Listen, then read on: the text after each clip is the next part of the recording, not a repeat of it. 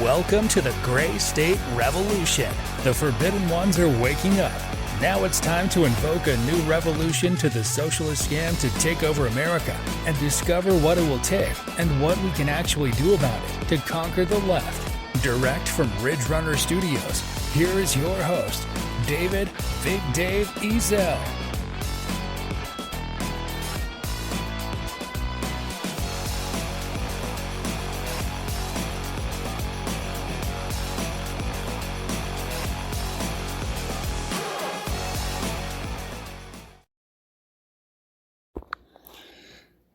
Hello, everybody. My name is Big Dave.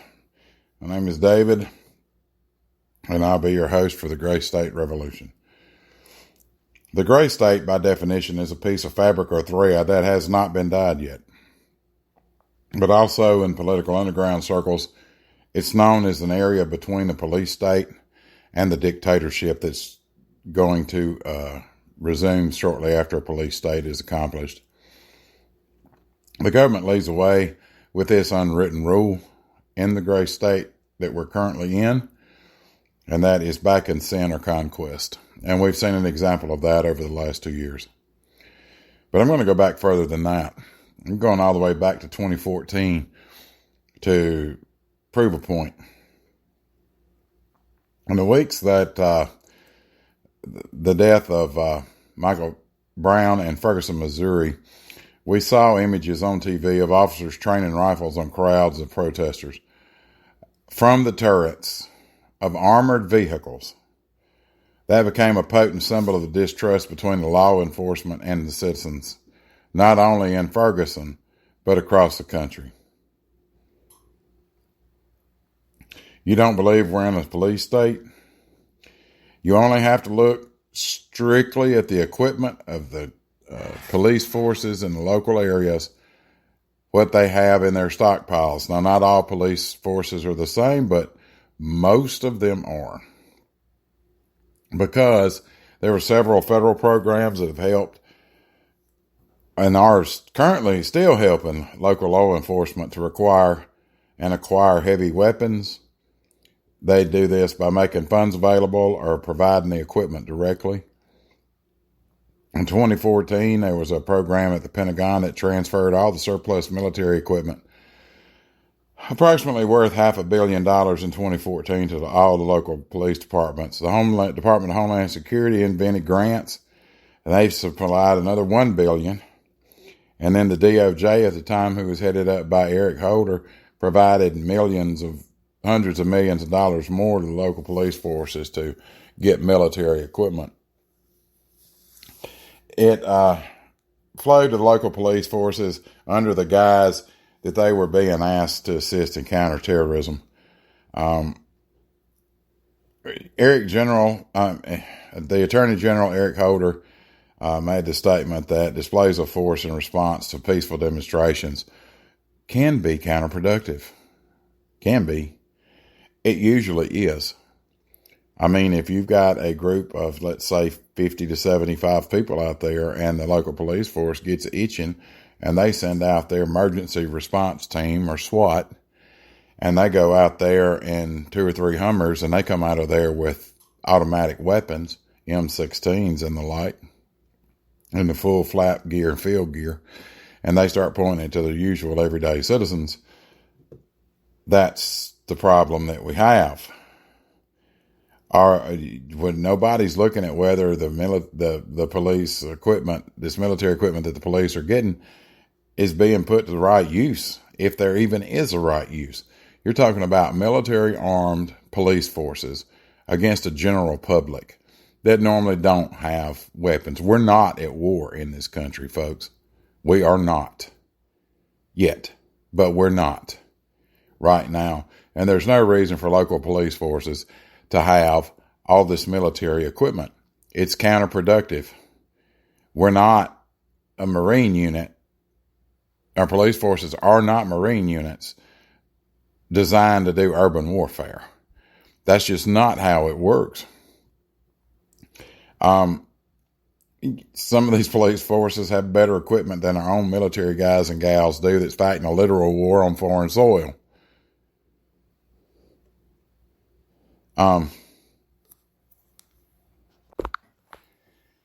Back during the trucker protests in Canada, when they were having that, I shared a post on Facebook that said you could either support the truckers and their conquest against the mandates in Canada, or you could back the blue.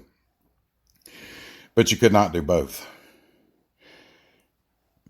The responses I got, I really wasn't expecting. Man, I had people from both sides jumping on me for posting that. A bunch of people told me how wrong I was and how out of touch I really was, that I had become a big old conspiracy theorist. And the problem was nobody saw past the big picture. And less than a week later, Trudeau, the Prime Minister in Canada, essentially created a dictatorship.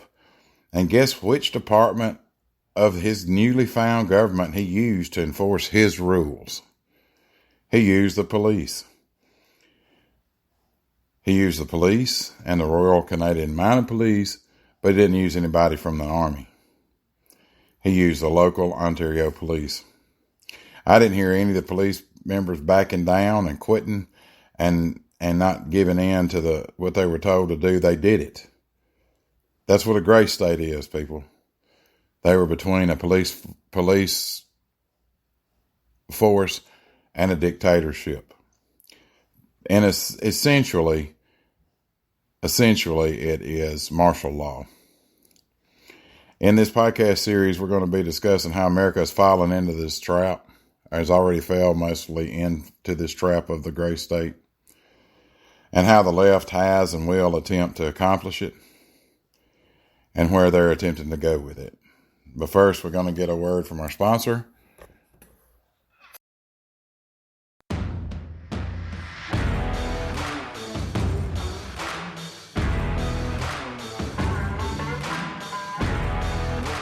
Do you have a friend or family member you're having trouble buying a gift for? You just can't find the right gift for the person who has everything? Then go to Rockin' Magnolia Customs, a place where you can pick out and design the perfect gift for that special someone. That's RockinMagnoliaCustoms.com, or find them on Facebook at Rockin' Magnolia Customs.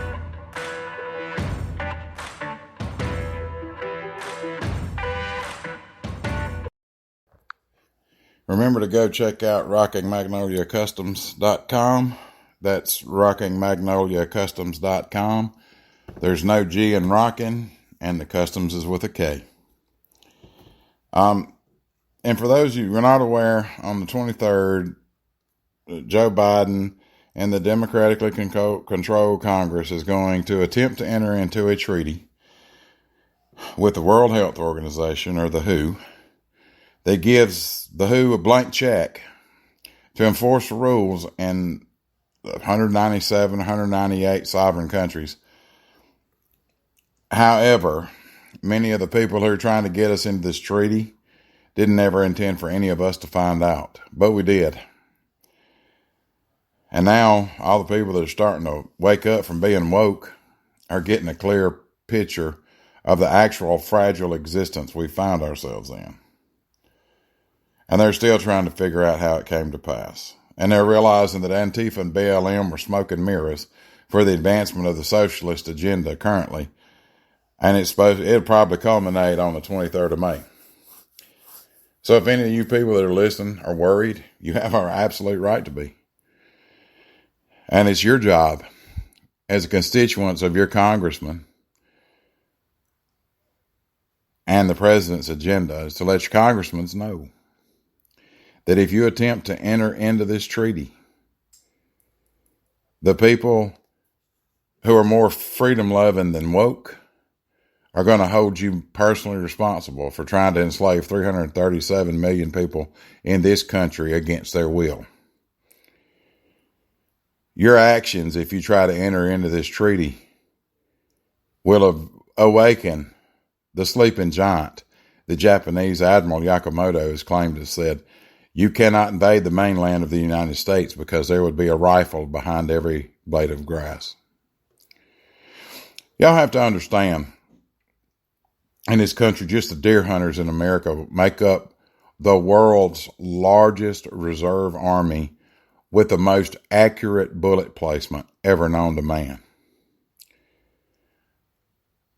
The main thing with deer hunters is they don't, A, like to waste ammunition because it's wasting money, and B, they want to make sure the first shot is a kill shot so the animal does not suffer.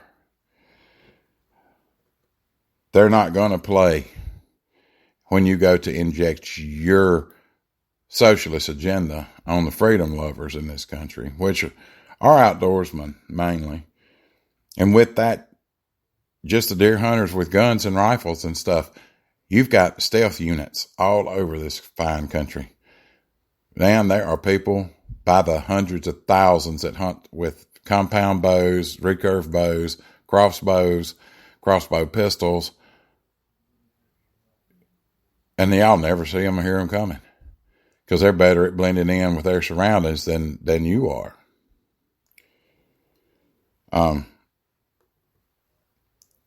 Other countries in the world get it, but I don't know why our leaders in our country do not get it. Because we're mainly docile about stuff. We let them pass laws. We voted them in there. We let them pass laws. The problem is now they're not passing laws. They're just creating a society where people are having to decide between food and gas to get to work to buy food next week. They're worried about being able to find formula for their babies to have stuff to eat.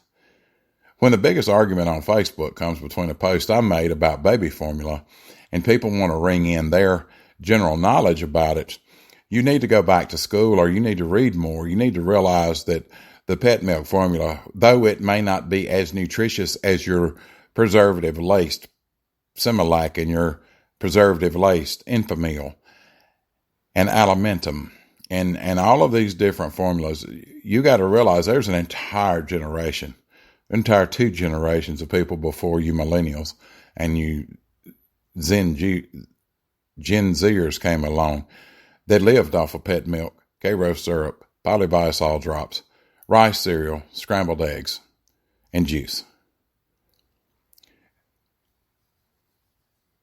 You want to jump to a conclusion and say, oh, it's not as nutrients, and I don't believe in this, and oh, this orange juice is this. Well, guess what? Orange juice contains vitamin C. That's to help fight stuff.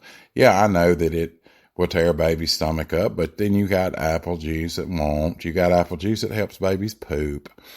I mean, there's all kind of stuff you can do, but don't get it into your head that babies are going to die if we can't find formula and all they've got is pet milk or goat milk. There's plenty of recipes out there. Don't even require those. I've got one posted on my Facebook page that uses rehydrated dates as the base. That's got sugar, folks. Karo is a sugar. So don't get your thoughts twisted and your ideas twisted that you got to have this. There's people that don't breastfeed, and they don't breastfeed because they don't see their organ as their breast as life sustainers. They see them as sexual organs for pleasure. You can't adjust people's conscious attitude for that. It's their right to do with their body what they want. And for all you lefties out there, and all you woke snowflakes, and all you people that get your feelings hurt about this baby formula thing, the people that voted for this guy, the mules that carried the ballots, extra ballots into the boxes that got him elected, y'all are the blame for this. Simply to blame. And a national baby food formula shortage is, by all accounts, going to cause us to fight against each other. The mask mandates, the shot mandates, everything they've done, folks, is to set and divide a country, divide a nation, and divide a nation on purpose because it goes under the old adage of divide and conquer. The Democrats don't, if the foreign governments understand that you can't invade America, why do the Democrats in this country think they can do it from the inside silently? Well, they are. But I mean, why do they think there's not going to be repercussions from that? If our adversaries understand it, what do you think the Democrats are thinking? Who are they going to use? which division of the country will they use to enforce their rules? It will not be the military. They can't afford to have the military turn on them. So what's it going to be? It's going to be the people we don't pay a lot to enforce the laws locally, and it's going to be the local police forces. But if you want to understand exactly why they're doing that, this wasn't started until after the 1970s, and 71 particularly, of the Stanford Prison Experiment. It posed the following question. What happens when you put good people in an evil place? So they created, I think it was 12 or 14, or it may have even been 20 or 24 people, and they had half of them be guards and half of them be prisoners in a prison system. What happens when you put these good people in an evil place? Does the humanity that's supposed to be within the guards win over evil, or does the evil triumph? Those were some of the questions posed for this simulation experiment at Stanford. They had planned 2 weeks of study for this, of prison life. The problem was it got so out of hand so fast, they stopped this experiment after 6 days. The guards became sadistic, and our prisoners became depressed. And it showed the signs, and the prisoners were showing super extreme stress. These were college kids, folks, and they flipped. They saw it happen in front of them. And what it did was absolutely show the term absolute power corrupts absolutely is true. Once you give somebody that doesn't have a lot of popularity when they were growing up, if they happened to be a cop in the same town they grew up in, they didn't have a lot of popularity, and then all of a sudden you give them some power, then they're going to abuse that power. And we see that now. These rules that are made up by these local entities, to basically these small towns use speed limit laws and entrapment rules. They evade entrapment rules by doing one or two things. They'll either park their police cars off to the side and leave the lights on and wait for you to come by and break the law, instead of actually going out and hunting the lawbreakers. That's entrapment all the way around. I don't agree with it. I don't agree that traffic violations and simple things, when they pull people over, they find everything they can to generate revenue. I, at one time, agreed with the DUI level being 0.08. But, as I've grown older and had friends that could sit and drink a 24-pack case of beer and never have a side effect of drunk, inebriation, dizziness, any of that. They were just walking and they truly were functional drunks. That's what it amounts to. And they don't. I'm often wondering about that video that I saw where the big tall cowboy in a cowboy hat gets pulled over by the female sheriff's deputy, and he starts doing the dance. If you watch that real close, he admitted later that he was drunk, but he didn't have no problem dancing, flipping up, getting off of his feet, doing do-si-dos, all of that. I mean, he was showing it off. He passed the field sobriety test, and it was visible. And then thought in court, it was about what you could prove instead of using the video. Oh, it was a confession. Well, I could say I was drunk too, because if you get me out to do a sobriety test, I will fall. And not because I've been drinking, because I have had health issues where I cannot keep my balance. But that's not going to matter. They're going to try to get me on the run for $11, $12, $13, $1,400 worth of fines. You do that enough times and you've got a general fund. Uh-oh. So for those of you that think that this new Democratic lawmakers, these new socialists that have popped up, which basically they're the same communists that they were in the 60s, trying to enforce the rules. I don't know who's running it now. I just know that they've got their Office of Disinformation going, which is the public media. They don't have anybody blocking, doing, undoing, redoing, or any of that. Trying to get things fixed for the people.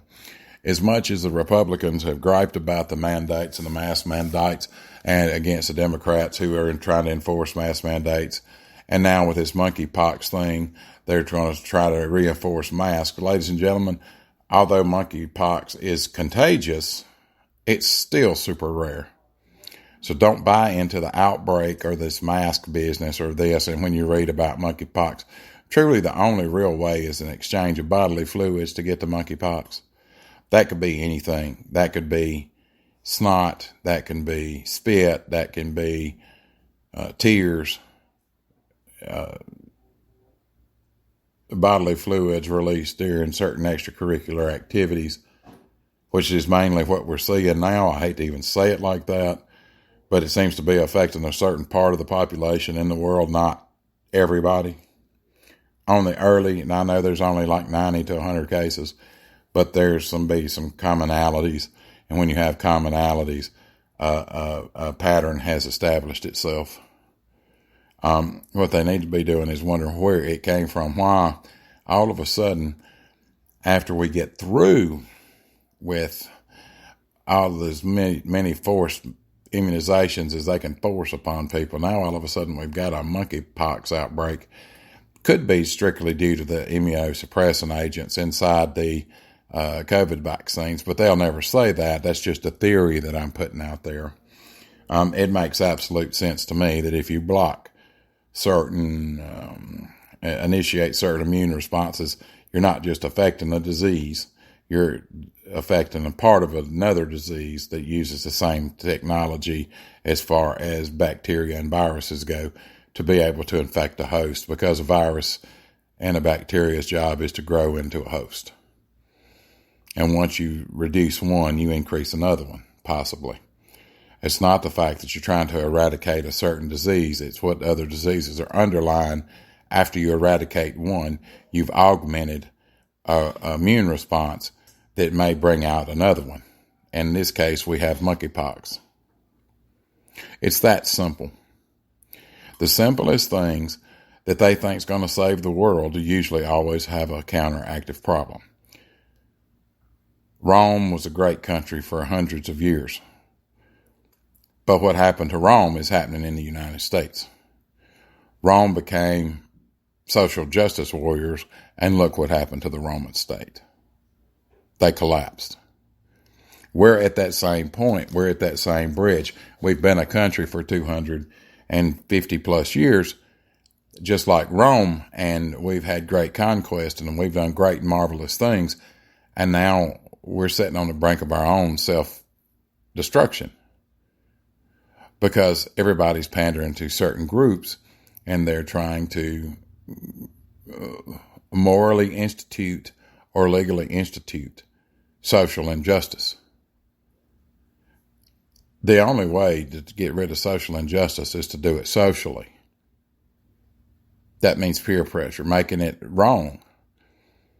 But you have to have, you just have to have your local community because it's not the same.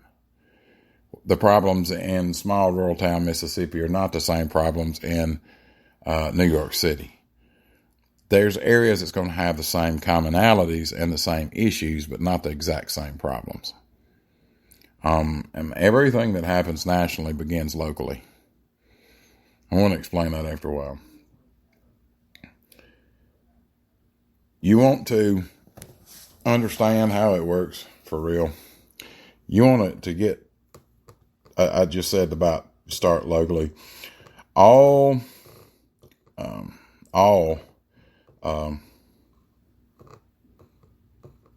politics is local. It all is. Just like this Stanford experiment, we see this repeat itself in every prison throughout the country over and over and over. The people that's put in charge of watching the prisoners become just as corrupt or more corrupt than the prisoners that are there anyway. It happens. That's the way it is. Like I said, once you get absolute power, it corrupts the person absolutely. That may simply be telling somebody when to get in their cell and when they can go to bed and when they can cut out their lights and when they can shower and when they can eat and when they can have a cup of coffee and when they can watch TV. You have power trips. We always joke about nurses who rule their hallways with an iron fist is the fact that they can't control things at home, so they come to work to control what they can. It's true. It remains true. That's what it is.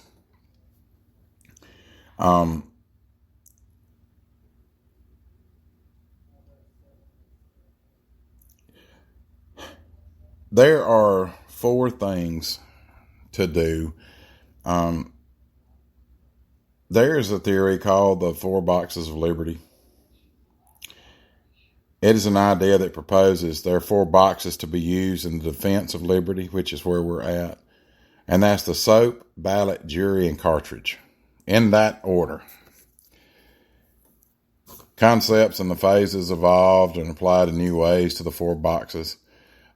But the phrase always includes the ballot, jury, and cartridge, or ammo boxes. It's been used in arguments about tariff, abolition of the slaves, the rights of the African Americans after slavery, the rights of women before and during the women's suffrage movement. People want to protect environmentalism, environmentalism. That's the best way. Yeah, that's how you say it. Tree huggers, gun control advocates, etc., etc., etc. And to understand this, you got to understand that the soapbox represents exercising your right to freedom of speech, to influence the politics in your local area to help defend liberty. The ballot box would represent you exercising your right to vote and elect a government for yourself that defends liberty. That's what we're having right now. So, the Democrats, as much as they want to talk about their wokeism, they don't want to hear any other side, so they limit the freedom of speech. And your right to vote in the ballot box that you're supposed to have for these 4 rights of freedom, they have absolutely destroyed the right to vote. 2,000 Mules showed the flaw in our system. It showed how the Democrats exploit the flaw, and it shows how the Republicans exploit the flaw, and that no election has been honest as long as they are bastardizing these loopholes, that they're keeping the voter rolls with dead people on them because it costs so much money to do the registration rolls. I say from the day after the previous presidential election for 18 months, a re-registration drive for the midterms.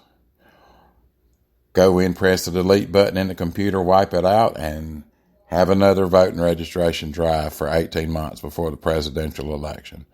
Quit having all of these, the Iowa caucuses starts in January, and then we got South Carolina, and then we got in the way the primary season rolls. Screw all of that.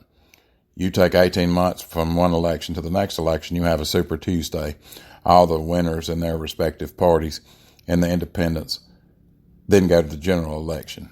And then the next day after the general election is over with, you save the voting files, you count the signatures, you look and see if they were checked with the ID card.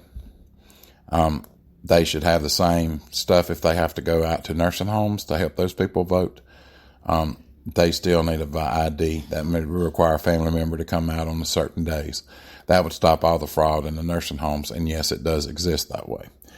We're getting proof of that every day. We're getting proof of all of these, not just the 2,000 Mules. Every nursing home ballot that was cast needs to be reviewed to see if there were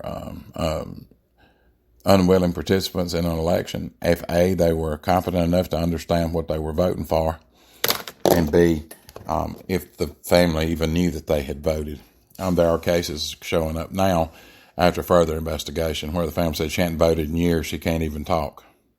She hadn't voted in years, she don't understand, she's had dementia, she can't remember what her name is, she can't remember us. She surely wouldn't remember a president or who was running or what the issues were. That's elder abuse, and it should be punished as such. The next box that you have to defend liberty and freedom with is the jury box. You're supposed to use jury nullification, and a jury can refuse to convict or convict. But if you don't have somebody that upholds the person against unjust law, that still decreases liberty. The cartridge box or the ammo box is your last line to defend liberty. It says so in the Constitution. People don't want to admit the vote that's coming up on the 23rd. Joe Biden does not have the power to enter into a treaty without the Senate confirmation. The Senate confirmation doesn't have the right to vote in a treaty that supersedes the law of the Constitution. It's treason. They will have committed a treasonous act, and as such, you need to find out what the punishment for treason is. It would be good for all you politicians, including the cabinet members, because you're guilty by default. If you don't stand up against this treaty and you don't voice your opinion, that means you're for it. That means you're for giving up everybody's constitutional rights. You don't have a right to give up my rights. They're mine, guaranteed me by the Constitution and God himself. When I say the ammo box, the right to keep and bear arms shall not be infringed. It does not say by limits, by gun control. I find it funny that we didn't have that many mass shootings during Trump's reign, but now we're rocking them up, boy. And the Democrats' philosophy is don't ever let a good crisis go to waste.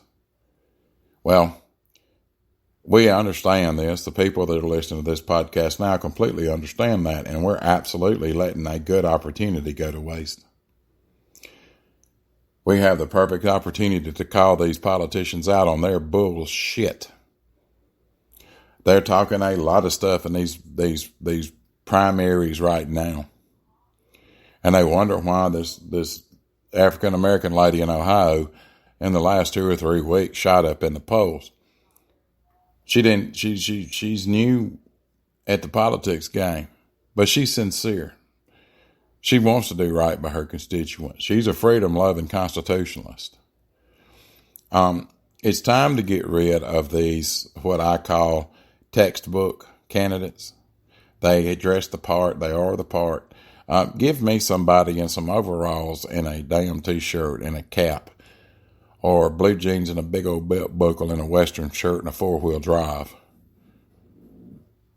Give me the lady that pushes the broom in the hospital. Give me real Americans.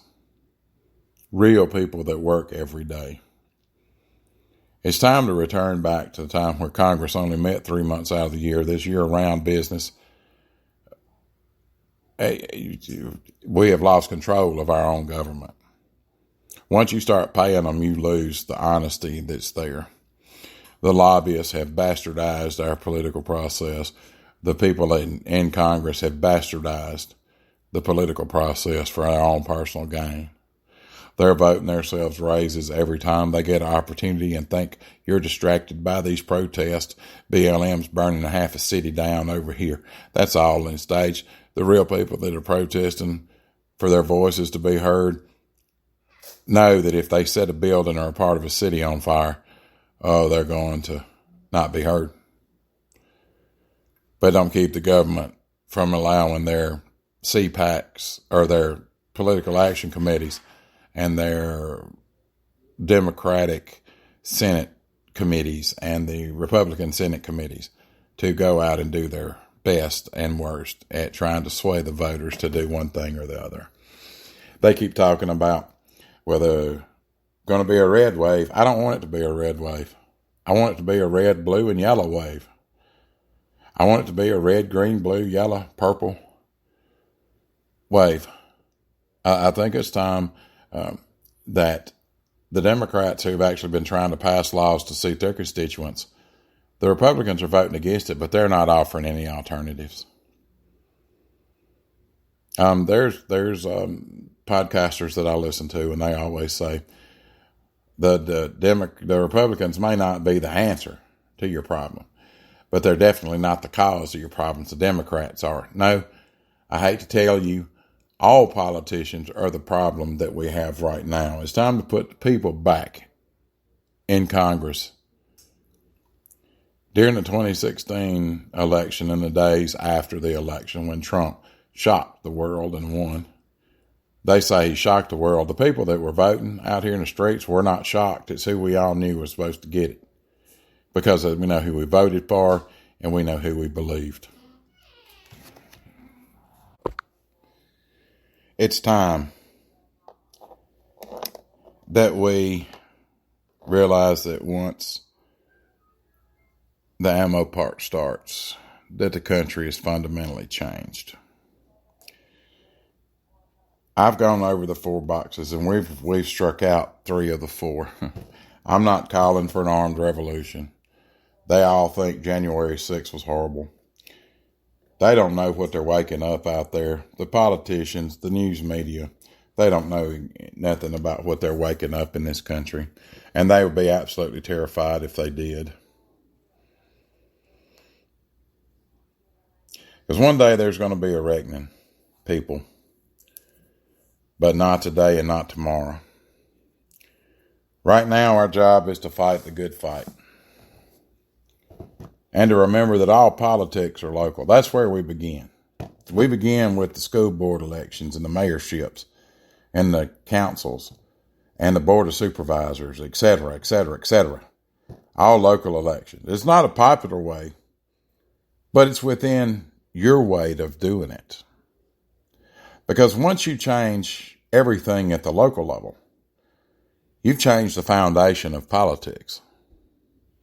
Then you can go from there and you can work on the state offices. I didn't say it was going to be a revolution that was overnight. Now, it may come to that where we have to do it overnight, but there's a better fundamental way to change America, and that's locally. Once you get the state offices situated and settled, then you can start to focus on the federal offices. When you get the local people elected, you can get the ones you want in there, and you can get rid of all the local laws and rules that were enacted for a fight against the social injustice.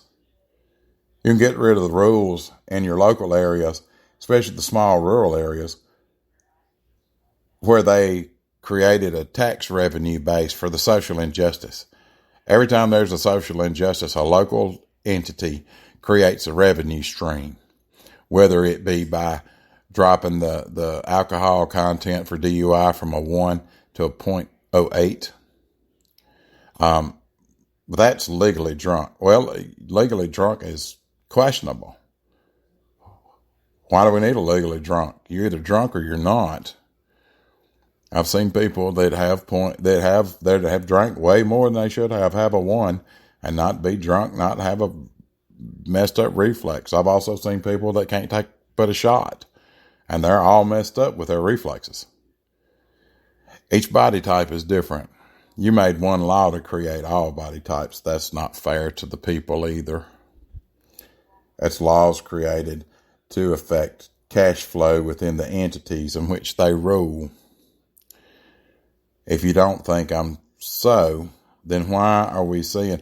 I tell you what I'm seeing more. I'm seeing more cops pulling people over traveling to work, traveling to do their jobs, traveling. They're getting the honest people out there, but they're not actually going out and looking for lawbreakers. As far as that goes, I think all local cops should have high, brightly colored vehicles. They shouldn't have any undercover cars. All the unmarked cars should be investigators only. We should either go back to all black and white so they can be recognized from afar, because there may be somebody walking on the side of the road that needs help, like a woman that's being abused. And if she can see the vehicle, but if an unmarked car comes by, she don't know if you're a cop or not. And you're sure not going to pull over and see, because you might miss a traffic stop to meet your quota for the month.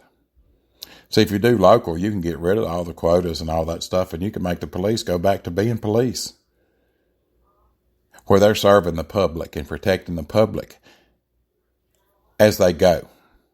A speeder on a road, if there's nobody else on the road, on either side of the road, at 1 o'clock in the morning, and they're going 80 miles an hour, the only person they're going to hurt's themselves. It's not your job to tell them what they can and can't do to themselves. Now, if it's 5 in the afternoon and it's a bunch of traffic and this guy's going 85 miles an hour weaving in and out of traffic and he's putting other people in danger, well, by all means.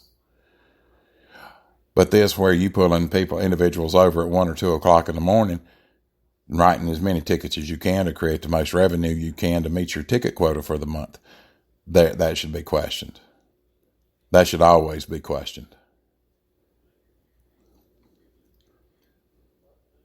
And that's how you affect your change. That's why I say all politics is local. You get the local first, you get the state. Once you get the local and the state, you fix the foundation of the country's political processes. You hadn't fixed the politics. You've just fixed the processes that affect every American on this earth. We elect these people to be representatives of us. They think we elected them to be the representative of whatever party they ran for. That's why, in my opinion, judgeships should be independent. Shouldn't be a party involved.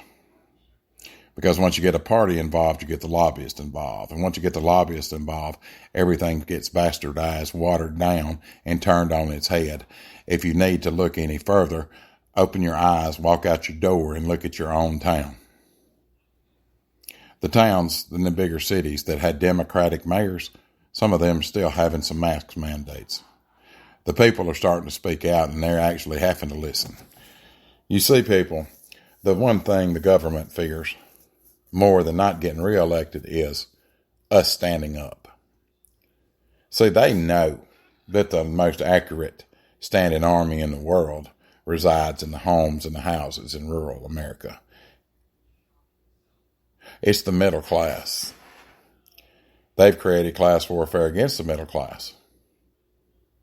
They've created class warfare between the middle class. They've created warfare about race between the people that work together and live together and shop together and eat together and the public. They've created, in this current administration, such an inflation rate and a rise in prices rate, and they're constantly sending billions and billions and billions of dollars overseas. They're creating these laws and passing them. Why in the hell are we even there? Why are we supporting? This is no different than the Democrats hollering about, why are we supporting Afghanistan after the war? We shouldn't be there. Well, we don't even have a dog in this hunt. If the Russian people in the Ukraine, especially on the border, want to be taken over by Russia, it's their choice. I've seen on both sides. I've seen it's a propaganda war in the United States. And the news media is hiding as much as they possibly can to keep the people in power they want in power. They're all being fooled. Everybody's being fooled. You've got just a few people in this country. These are the millionaires and billionaires trying to run everything. The problem they have is while they've passed all these laws and they've tried their best to separate us, we're still in the store lines together. We're still shopping for the food. We're still looking at the money in my wallet and the money in their wallet. $20 don't buy the same amount of gas that it bought 2 years ago this time. It don't buy the same amount of bread that it did 2 years ago at this time. We don't have baby formula on the shelves, people. We're the only country in the world that don't have this problem. They ask about, well, this plant that produces the baby formula closed. The FDA closed it. The last time I heard of a plant getting closed by the FDA, it was Bluebell. And how many years did we not have Bluebell ice cream on the shelves? That's how fast the government moves. They were all fully aware of this baby food shortage. They did nothing about it. They gave it lip service when the cries started out on the social media sites. And people started giving them help, and it took money away. My other podcast, in the nursing podcast, I talk about the medical side of politics, how it affects the medicine side of politics, how it does everything, and how it affects what's going to happen with the delivery system. The same thing's happening in just the political system. It's collapsing too. They think they've created a vacuum to where they're going to collapse one or the other of the political parties and have all the control for themselves. I'm here to tell you that's not the way it's going to go.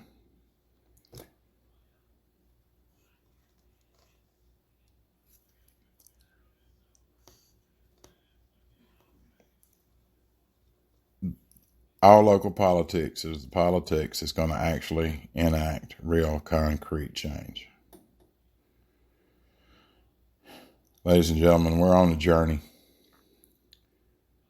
We're born, we live, and we die according to the rules of blind and unguided evolution.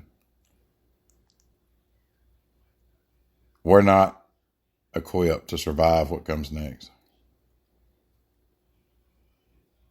It's time for us to take back control from the people who are attempting to fundamentally change our lives and our country.